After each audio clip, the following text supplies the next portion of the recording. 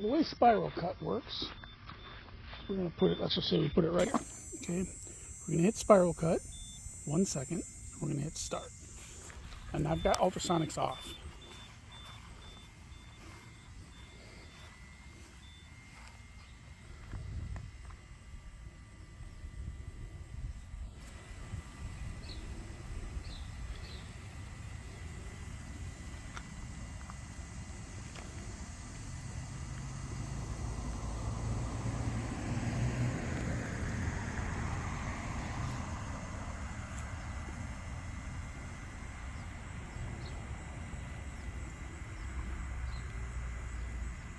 Now it does this for X amount of time.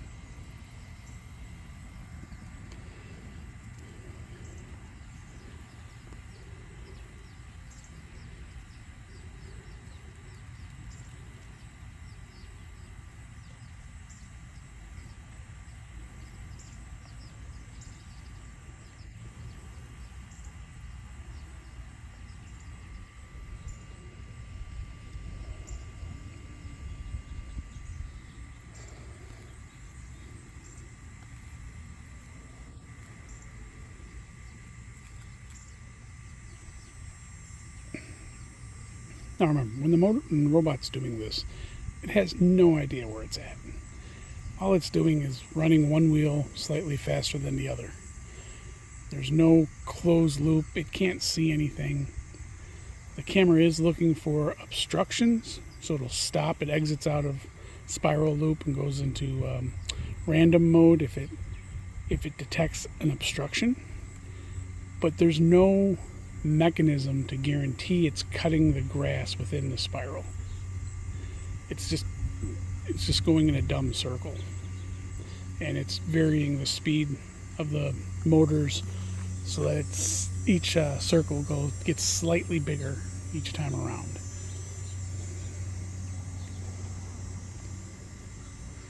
So this lawnmower can't see grass.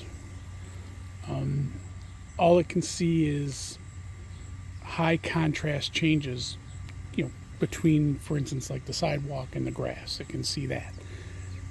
So it sees obstructions. That's what the camera's for. And the ultrasonic sensors see things larger, that come up off the ground greater than, I think it's 9 inches.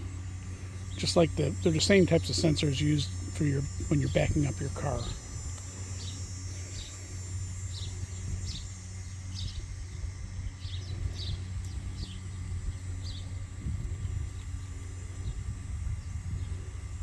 Now, one of the problems with robot lawnmowers is that it's actually extremely hard to see the difference between cut grass and uncut grass.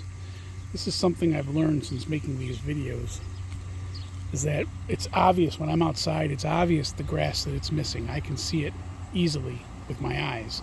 When I go back and watch the video, I can't see it at all.